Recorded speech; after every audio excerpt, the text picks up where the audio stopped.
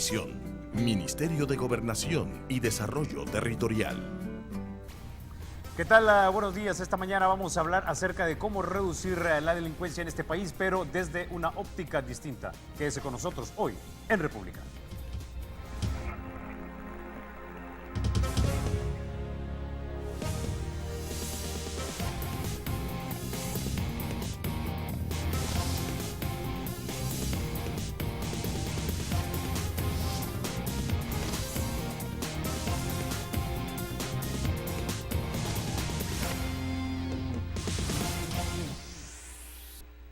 Bueno, 22 homicidios diarios se han registrado en las últimas semanas. Es algo que definitivamente preocupa mucho a la población, a todos nosotros, los periodistas, etcétera. La pregunta que se hace mucho es si el gobierno efectivamente está haciendo lo que puede o utilizando las herramientas que legalmente tiene a su disposición. Para hablar de esos temas ya nos acompaña esta mañana el doctor Mario Solano, ex magistrado de la Corte Suprema de Justicia y también ex ministro de Justicia.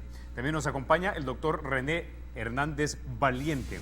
Él también es ex magistrado de la Corte Suprema de Justicia, ex ministro de Educación y también de Justicia. Es un placer tenerlos a ustedes con nosotros aquí en República, caballeros. Quisiera que empezáramos, luego de tomar como base esa situación preocupante que tenemos en el país de 22 homicidios diarios. El artículo número 2 de la Constitución dice: toda persona tiene derecho a la vida, a la integridad física y moral, a la libertad, a la seguridad, al trabajo, a la propiedad y a la posesión, y a ser protegida en la conservación y la defensa de los mismos. La pregunta es, doctor Mario Solano, comencemos con ustedes. ¿Está cumpliendo con hacer valer ese derecho actualmente el gobierno de la República? Bueno, en primer lugar, muy buenos días, Carlos, buenos días, René. En este momento, pues, nosotros estamos asistiendo a su programa, desde luego, pues, con el propósito de colaborar en la forma en que usted nos ha requerido.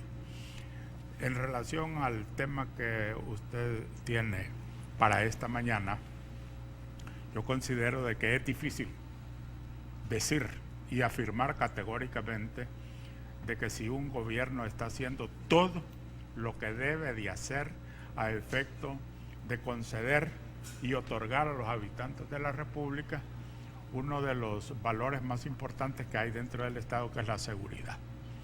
Creo que ningún gobierno del mundo está en condiciones de decir de que está haciendo lo que debe de hacer a efecto de asegurar a los habitantes de la República el goce de la libertad, la vida, la justicia, etcétera. Es decir, todos los valores que están consagrados en la Constitución de la República.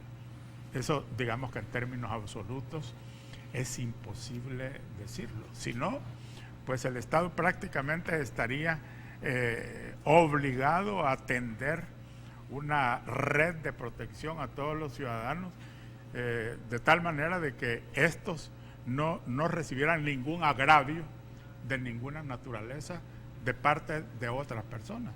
Eso pues prácticamente es imposible, de manera pues de que yo quisiera dejar sentado eso de que realmente en términos absolutos eso no puede hacerse. De manera que la Constitución lo que traza, digamos, es un propósito de carácter valorativo, ¿ya? Esto es lo que debe de hacerse, ¿ya?, en el marco de lo que puede hacerse. En un país como el nuestro, un propósito tan amplio como el que establece la Constitución de dar seguridad, de defender la vida, dice. En primer lugar, reconocer a la persona humana como principio y fin de la actividad del Estado, y que como consecuencia está obligado a dar prácticamente todo. Entonces, pues, quizá tendríamos que pensar primero de que en nuestro país los argumentos que pueda tener el gobierno de la República para poder realizar sus actividades tienen que estar en consonancia con los instrumentos y las posibilidades reales que tiene para un combate a la delincuencia, sobre todo tal como lo estamos viendo en este momento. Eso por una parte, y por otra de que en términos de seguridad y de asegurar la vida de las personas, el gobierno no solo estaría obligado a hacer seguridad pública. La seguridad es un concepto muy amplio y cuando un gobierno se compromete a dar seguridad, entonces tiene que dar también seguridad ciudadana, ¿eh? Porque no sabemos si estamos enfocados nosotros en la seguridad pública, pero los ciudadanos también requieren otro tipo de seguridades como seguridad social, seguridad ambiental, seguridad alimentaria. O sea, pues que la seguridad, tal como lo han señalado ya filósofos del derecho y filósofos de la política también, como el caso de Thomas Hobbes, que él dijo de que el Estado se había creado no con el propósito de realizar el bienestar de los ciudadanos, esa era parte de la función, la principal función del Estado es dar seguridad. Él consideraba de que se había realizado un pacto social, un pacto de todos los ciudadanos, ¿verdad?, donde le cedían prácticamente al Estado todos sus poderes particulares, todos sus derechos y sus facultades particulares, con el propósito de que el Estado tuviera el poder suficiente para poder devolverles a ellos la seguridad que los ciudadanos y que los habitantes de un Estado necesitan. Entonces, pues la seguridad es una cuestión sumamente importante, difícilmente se pueda cumplir con todos sus postulados y los fines que la seguridad tiene, y especialmente en un país nuestro, que en lo que más tiene son carencias, entonces es difícil que se pueda asegurar de que el Estado, a través de su gobierno, pueda dar garantías de seguridad y de respeto de los derechos fundamentales de los ciudadanos en términos absolutos. Solo termino con esto. Pero eso no quiere decir de que el Estado y su gobierno no deben de hacer todo lo que es necesario y lo que la Constitución les manda hacer. Que lo que la Constitución manda hacer es una cuestión relativamente utópica, no quiere decir de que un gobierno no pueda realizar todas las acciones que estén a su alcance para lograr el máximo dentro de sus posibilidades a efecto de garantizar no solo la seguridad pública, sino que la seguridad del Estado. Para mí en este momento lo que está en juego es la seguridad del Estado. Me quedo hasta ahí. Doctor René Hernández Valiente, ¿coincide usted? ¿Cree que esta aspiración utópica le queda grande al actual Estado salvadoreño y su gobierno? No es, tampoco es cuestión de medida. Vamos a seguir la misma tendencia de Mario Solano en cuanto al planteamiento del problema, en donde Mario entra un poco a la filosofía del Estado en relación a los deberes que tiene con la persona humana. Y recordemos que nuestros dos primeros títulos de la Constitución, como bien dice Mario, hablan de la persona humana, pero también hablan de las obligaciones del Estado para con la persona humana. En el artículo 1 habla de asegurar a los habitantes de la República el goce de los derechos de salud, etcétera, etcétera. Menciono solo salud porque ahí está la vida también. Y en el artículo 2 habla de la obligación de proteger a todas las personas y sus derechos, especialmente de la vida, ¿no?, de la propiedad, el trabajo, posesión y demás. ¿Hasta dónde le queda grande la camisa a un gobierno cuando hay un desborde de violencia delictiva como el que tenemos ahora? Definitivamente coincido con Mario en que a ningún gobierno se le puede exigir que borre la delincuencia, que desaparezca, que haga desaparecer la violencia, pero sí se le debe exigir toditos los esfuerzos que sean necesarios para disminuir razonablemente esos estigmas de violencia y de delincuencia, definitivamente. En el momento presente, yo creo que más adelante podemos extendernos un poco más, pero si el Estado solamente, el gobierno solamente, no es el único responsable de colaborar en crear un ambiente de convivencia pacífico, sin violencia. Somos todos los ciudadanos, desde nuestros ubicaciones de trabajo, familiar, etcétera, que estamos obligados a contribuir a crear conciencia, no a luchar contra el delito. Entonces quisiera diferenciar. Es obligación del Estado la primera fase, la segunda fase y la tercera fase de la lucha contra la delincuencia. La primera es prevención. Ahí podemos entrar todos, pero coordinados por un Estado. Coordinados por el Estado, coordinados por los... Cuando hablo de Estado, hablo de gobierno central, municipio, jueces como líderes sociales, las iglesias especialmente, para tratar de prevenir la delincuencia. Ese aspecto preventivo es una política social de nación, no solo de gobierno, es de nación, en donde tenemos todos que entrar para luchar contra las causas que generan la delincuencia. Si nosotros no nos vamos a los factores criminógenos de nuestra sociedad, y no podemos hablar de que la pobreza sea un creador de delincuencia, porque es injusto con las personas de escasos recursos señalarle que su condición de necesidad o de marginación, como lo puede haber, es creadora de delincuencia. Pero en la parte preventiva sí entramos todos. Toditos, sin excepción, es un problema nacional y podemos ayudar. Y es la parte más difícil, porque como señalaba al principio, si nosotros no señalamos cuáles son los orígenes del delito en El Salvador, no podemos combatirlo, y mucho menos sus efectos. La segunda parte es la represiva. Esta parte de seguridad represiva tampoco se está cumpliendo a cabalidad. Ahí sí está quedando un poco grande la camisa, porque la Constitución habla de dos cosas muy separadas que este gobierno y el anterior las han unido en un afán de decirle a la ciudadanía: estamos luchando contra la delincuencia, que es unir seguridad pública con Fuerza Armada. Esto se puede hacer excepcionalmente según la Constitución, pero no ya después de 2, 3 años de mantener a la Fuerza Armada colaborando o bajo o encima de la Policía Nacional Civil sin resultados positivos. Ok, con ese ya nos quedamos. Vamos a la pausa. Cuando regresemos vamos a hablar de un tema que de repente lo han articulado ya algunos congresistas o asambleístas acerca de los estados de excepción focalizados. De eso hablamos en minutos. Ya volvemos.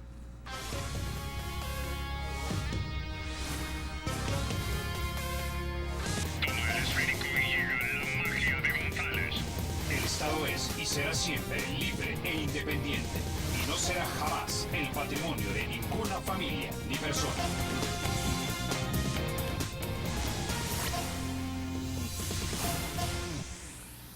Bueno, doctor René Hernández Valientes, ya que usted abrió el tema de la Fuerza Armada, déjeme citarle el artículo 168 de la Constitución de nuestra República, atribuciones del presidente. En el inciso 12 dice: disponer de la Fuerza Armada para la defensa de la soberanía del Estado, de la integridad de su territorio, excepcionalmente si se han agotado los medios ordinarios para el mantenimiento de la paz interna, la tranquilidad y la seguridad pública. El presidente podrá disponer de la Fuerza Armada para ese fin. La actuación se limitará al tiempo y a la medida de lo estrictamente necesario para el restablecimiento del orden y cesará tan pronto se haya alcanzado ese cometido. 22 homicidios diarios, doctor Mario Solano, y vamos para arriba aparentemente. La pregunta es si esto de disponer de la Fuerza Armada para la defensa de la soberanía, etcétera, y todo lo que dice nuestra Constitución, se puede interpretar como: vamos a militarizar nuestro país hasta que completamente se pacifique. Ya.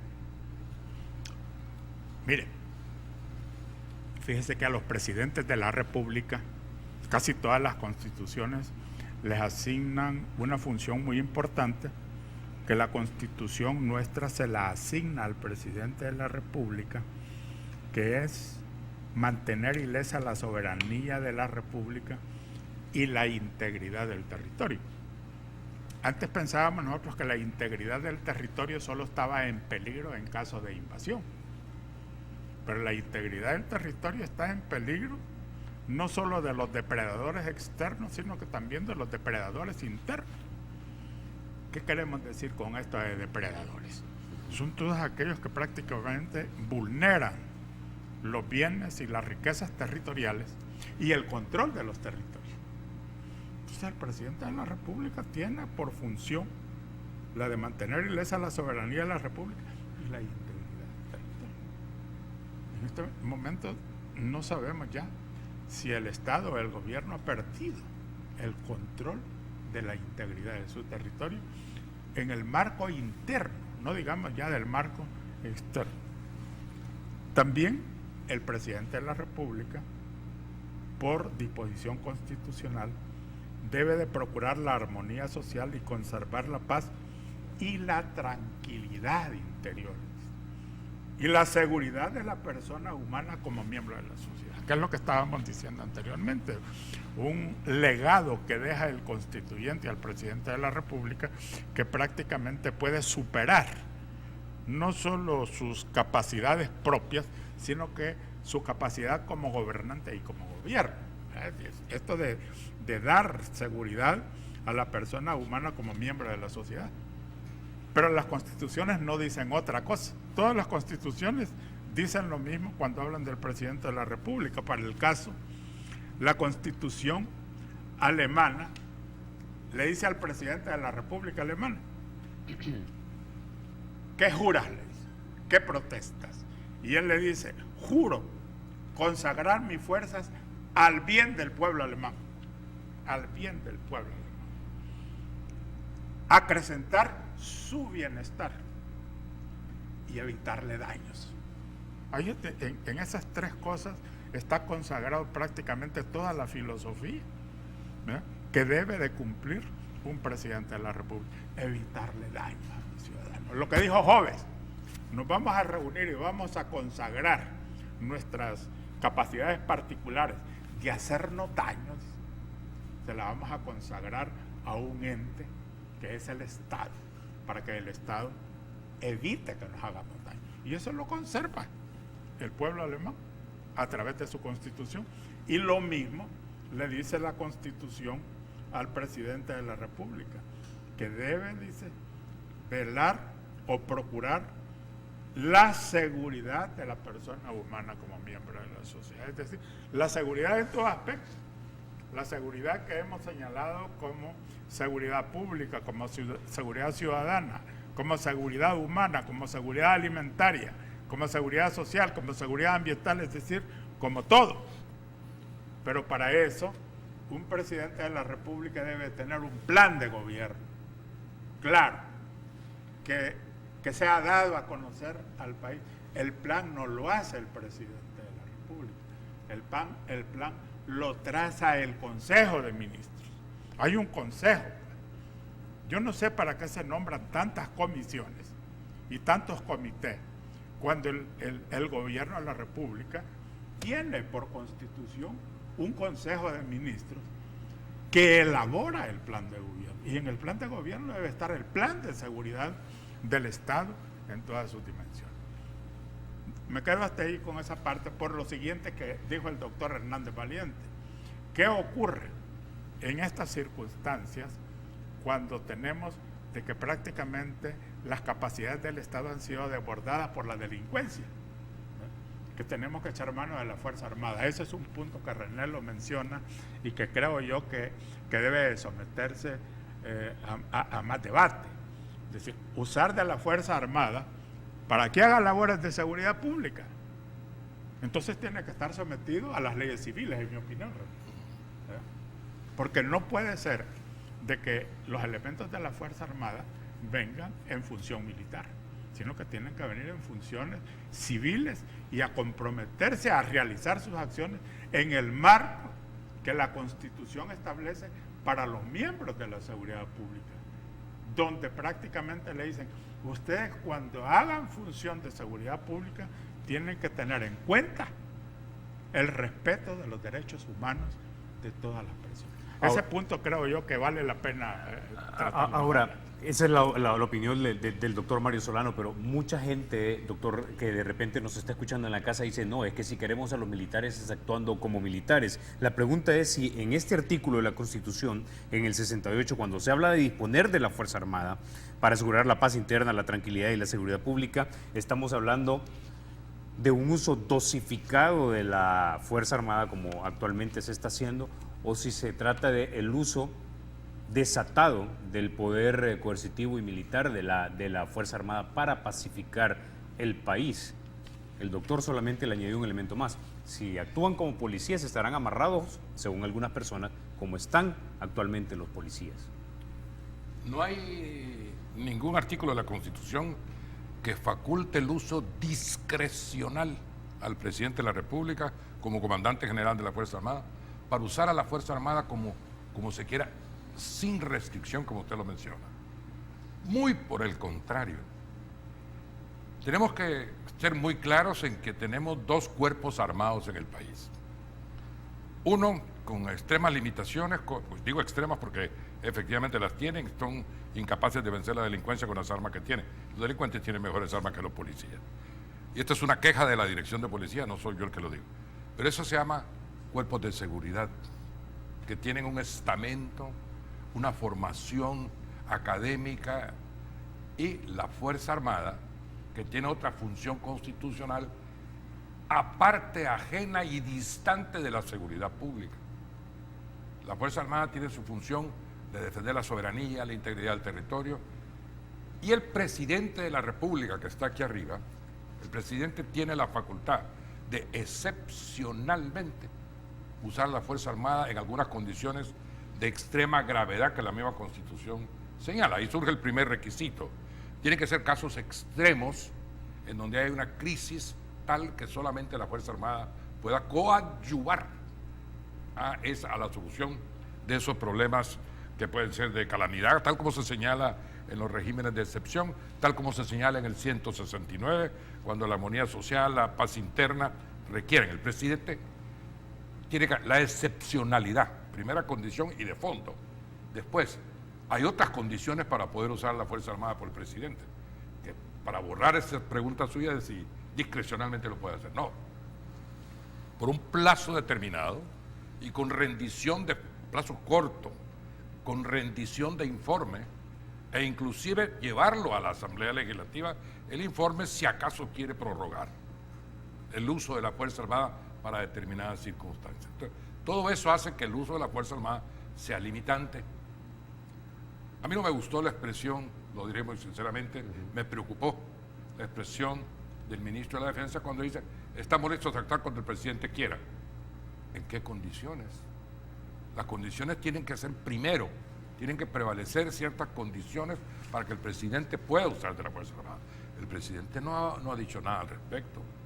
Entonces yo creo que allí como que la jerarquía nos deja preocupados, porque esa expresión tendría que decirla el comandante general de la Fuerza Armada, que es el presidente de la República. Esto hace que la Fuerza Armada no es que no se pueda usar, pero la Fuerza Armada tiene una formación castrense, y la formación castrense, mi respeto para ella porque han hecho gala de ello desde el acuerdo de paz. La Fuerza Armada no es un cuerpo de seguridad y tiene problemas de formación para poder cumplir las funciones de seguridad. Entonces, ¿qué se ha hecho? Grupos de apoyo. ¿Qué es ese apoyo? Gente armada, hábil para usar las armas, porque se ha identificado que estamos viviendo una situación cuasi de guerra. Inclusive se la ha identificado con la época de la insurgencia del FMLN.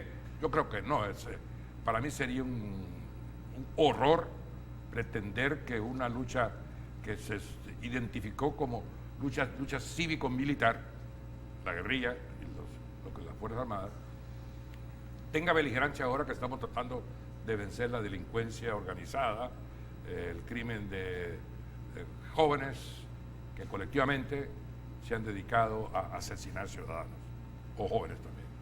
Entonces yo pienso que hasta allí no podemos encontrar un conflicto, sino un complemento, pero no una arbitrariedad en el uso de la Fuerza Armada. Faltaría ver si dentro del esquema militar hay o ha habido en los 2 años que ya tenemos de utilizar los grupos de apoyo, alguna capacitación de derechos humanos para el militar ante la presencia de posibles delincuentes en el campo, posibles, porque a veces por el hecho ya no solo de ser tatuado, sino solamente por el hecho de ser jóvenes. Yo he visto algunas capturas que realmente me han preocupado en los excesos de los cuerpos de seguridad.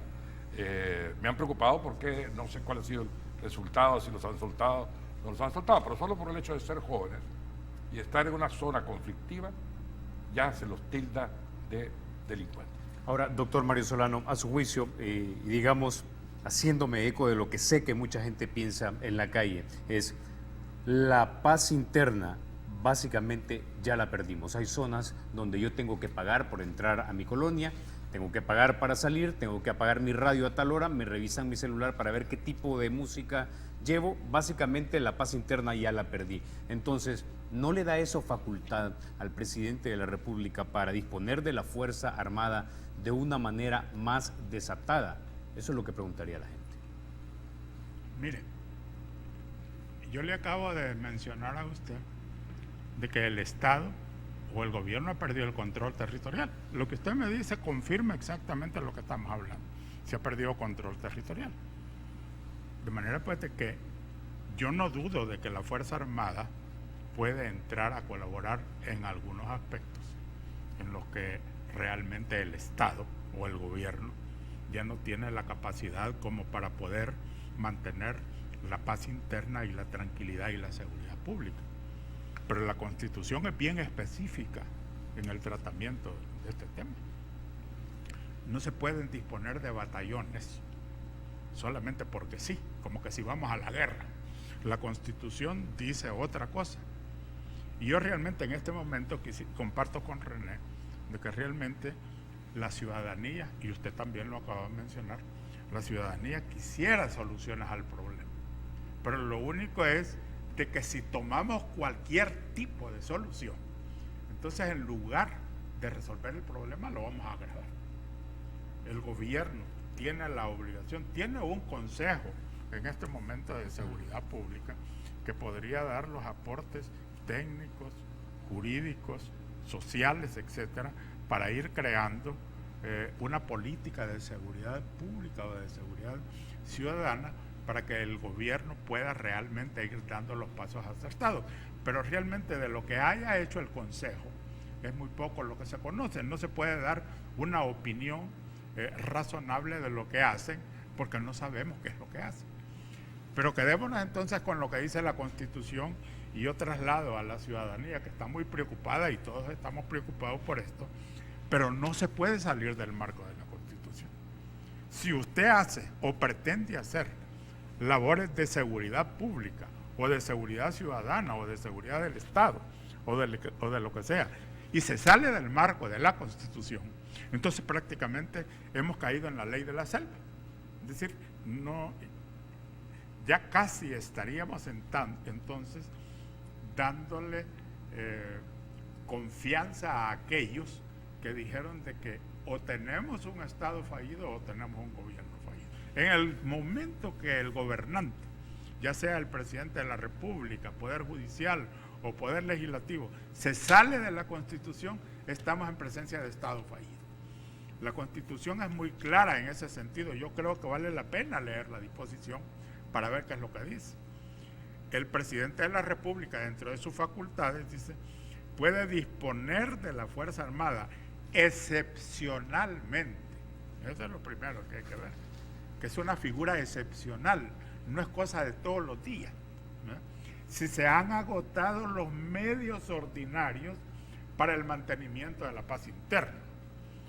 Cuando el señor ministro de Defensa y los otros señores ministros dicen, tenemos unos batallones de la Fuerza Armada, entonces quiere decirse que prácticamente, si entran en juego esos batallones, estamos confesando de que hemos agotado los medios ordinarios, ya no tenemos los medios ordinarios. Entonces por eso llamamos a la Fuerza Armada.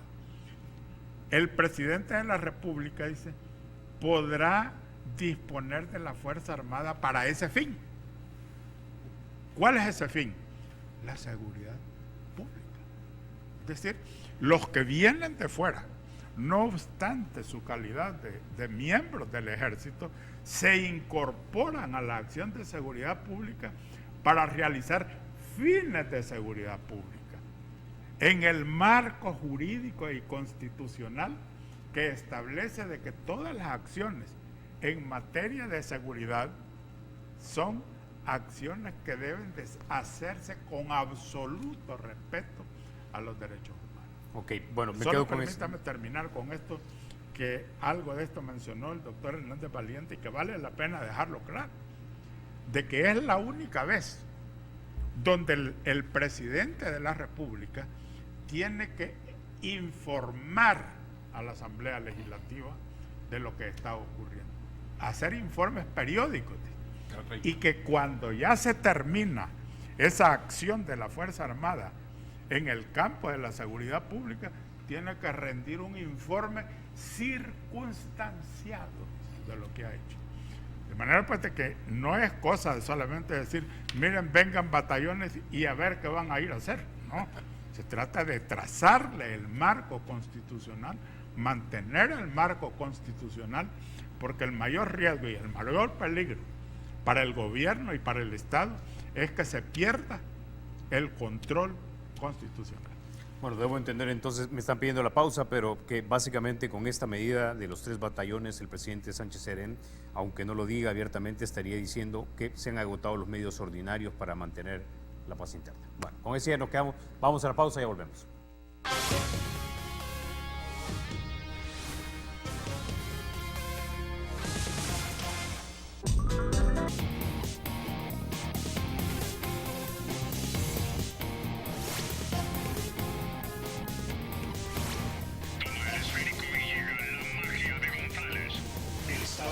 Será siempre libre e independiente y no será jamás el patrimonio de ninguna familia ni persona.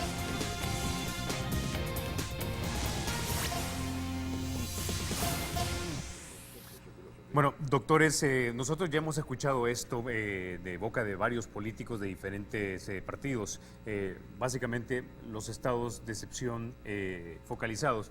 El artículo 29 de la Constitución de la República nos dice lo siguiente: en casos de guerra, invasión del territorio, rebelión, sedición, catástrofe, epidemia u otra calamidad general o graves perturbaciones del orden público, podrán suspenderse las garantías establecidas en los artículos y los numera.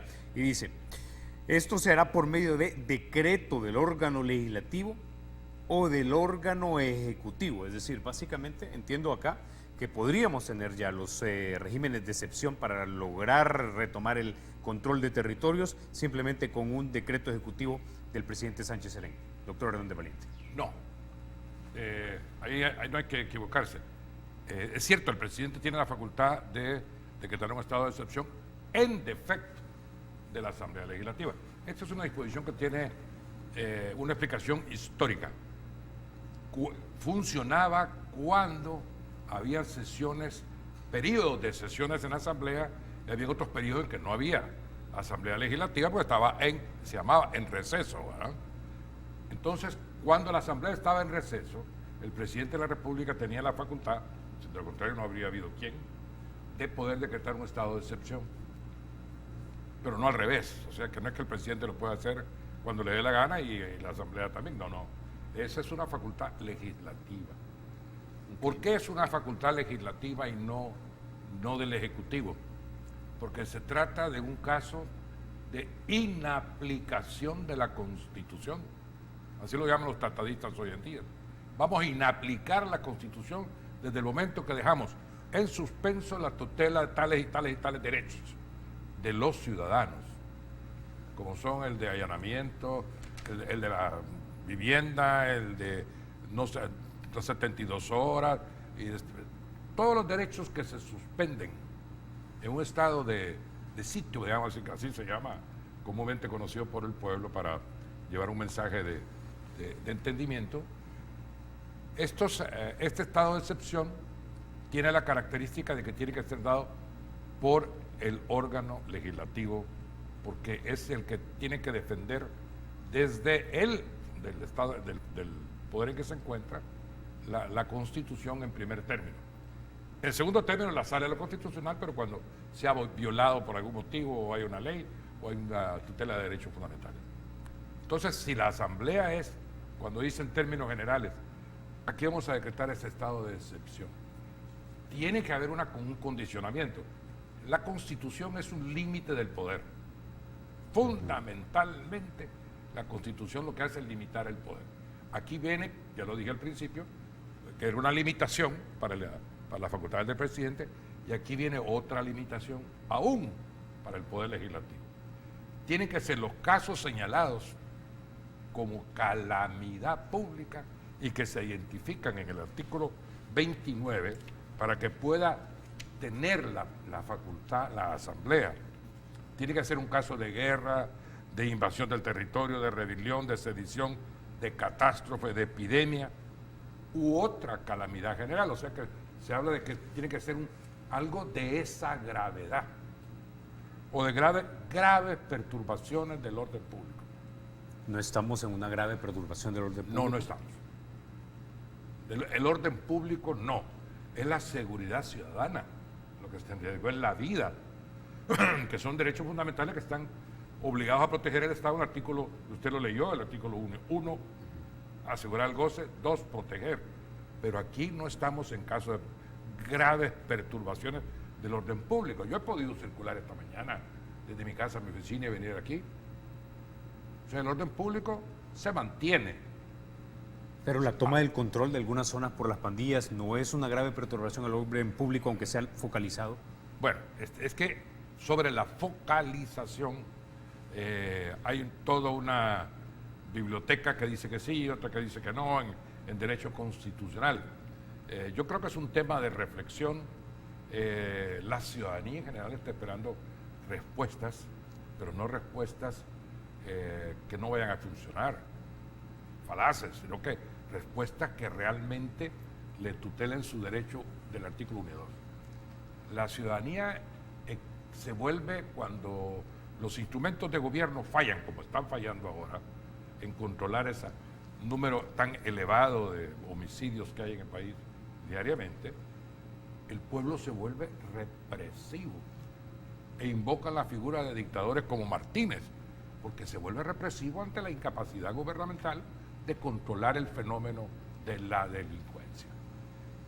Si para ello va a tener que usar la Fuerza Armada y fracasa, el desprestigio sería para la Fuerza Armada. Si se excede la Fuerza Armada, también el desprestigio sería para la Fuerza Armada, que ya ha ganado un buen nombre histórico desde el proceso de paz, el cual hay que conservarlo. Y desde la posición ciudadana, y voy a involucrar a Mario, nosotros como abogados, como ex magistrados, como ex ministros de justicia, estamos en la obligación de orientar ciudadanamente la opinión de todo el mundo hacia una comprensión de la realidad constitucional del país. Nosotros tenemos que ser unos defensores de la Constitución y asignarle su función de represión del delito, no de las personas, porque ahí puede haber una confusión, de represión del delito a quienes corresponde y exigirles que repriman el delito. La Fuerza Armada siempre va a estar ahí, pero le dice la Constitución, úsela, excepcionalmente, presidente. Ahora, doctor Mario Solano, su opinión entonces en torno a la Asamblea Legislativa decretando los estados de excepción focalizados. Intuyo que debe ser mayoría calificada de 56. Mire, yo no digo que no lo puedan hacer. Es decir, decretar un estado de excepción, ya sea focalizado o como las recomendaciones y las argumentaciones que se den allí, pues realmente respondan al fin que andamos queriendo lograr. Puede ser un instrumento, yo no digo que no, como el instrumento Fuerza Armada, como el instrumento de la persuasión que todavía no se ha manejado mucho. El argumento o el instrumento diálogo. ¿Por qué no hablar también en esos términos? Es decir, no se trata solamente de instrumentar la fuerza para atacar únicamente con esos instrumentos la fuerza que en este momento está deteriorando el país.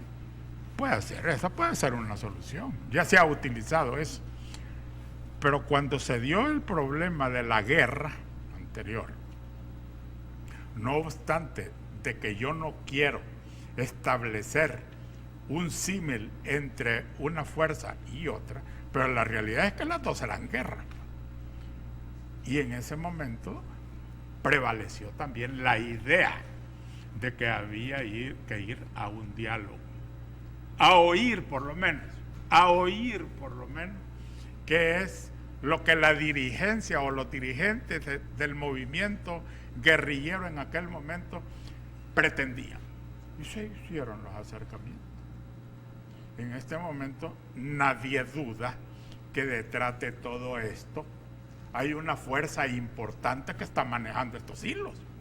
Es decir, la gente no actúa, o la delincuencia no actúa de manera espontánea, sino que tienen que haber fuerzas organizadas, poderosas, que están actuando en contra del gobierno, en contra del Estado y en contra de la población.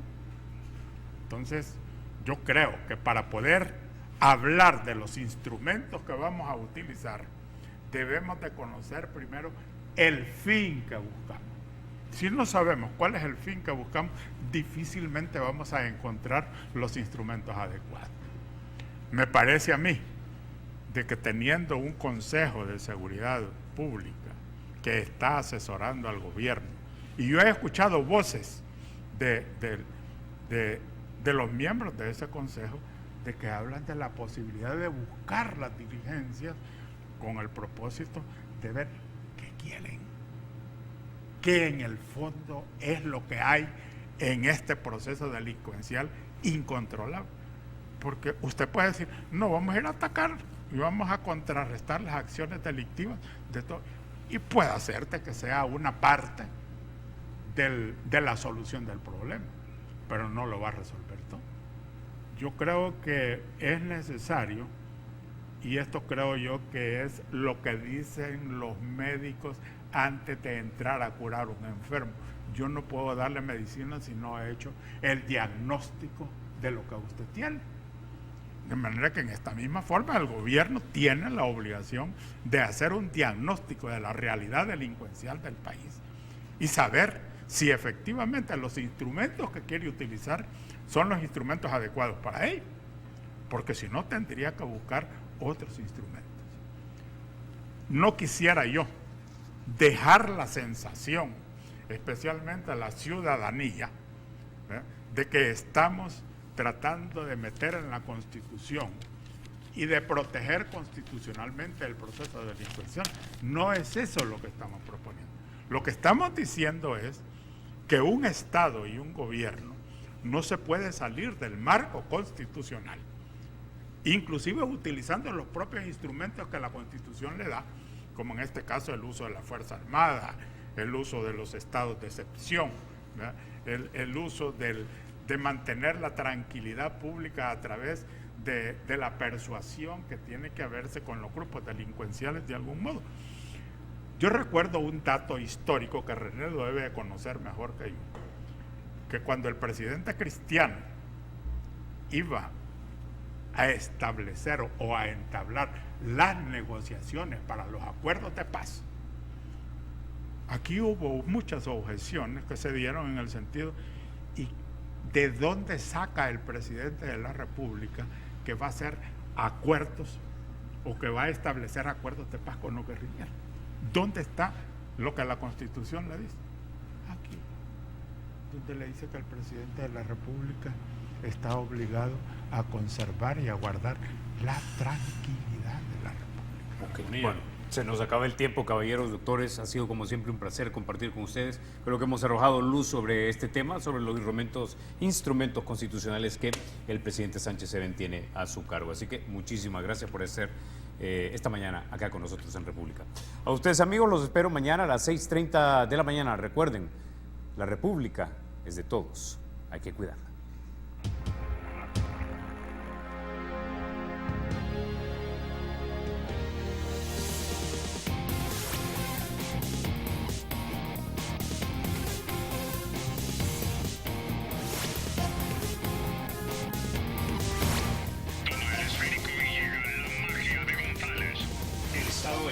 será siempre